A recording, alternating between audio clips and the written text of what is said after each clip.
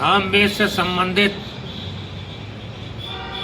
ज्ञान उपनिषद के तीसरे खंड में बताया गया है कि यक्ष एवं देवताओं के मध्य वार्तालाप हुई।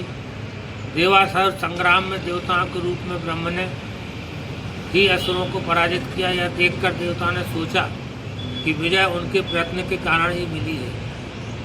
उनमें अहंकार उत्पन्न हो गया। ब्रह्म ने उनका अहंकार नष्ट करने के लिए निश्चय किया और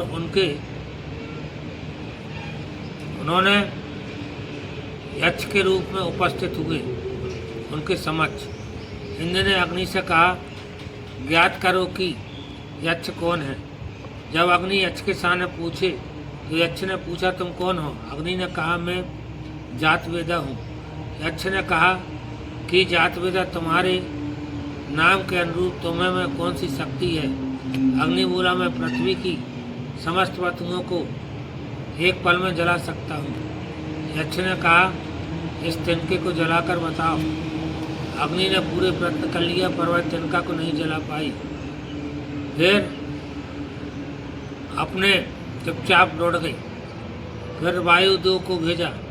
वायुदेव से यक्ष ने पूछा, तुम कौन हो। उसने कहा, मैं वायुदेव हूँ। कहा, तुम में कौन सी शक्ति। उन्होंने कहा, मैं एक पल में सबको उड़ा सकता हूँ। यक्ष ने कहा, इस तिनके को उड़ाओ। वायुदेव ने पूरा प्रयत्न कर लिया परंतु वह तिनकों को नहीं उड़ा सके। फिर इंद्र के पास लौटे आए, असमर्थता प्रकट की। तब देवताओं ने देवराज इंद्र से इसका पता लगाने का आग्रह किया। इंद्र ने उनके आग्रह को स्वीकार कर लिया और यक्ष का पता लगाने पहुँचे। तब तक यक्ष अंतर ध्यान हो गए। इंद्र हिमालयपुरी में उमा के पास पहुँचे। इस प्रकार से ब्रह्म ने देवताओं के अहंकार को तोड़ा।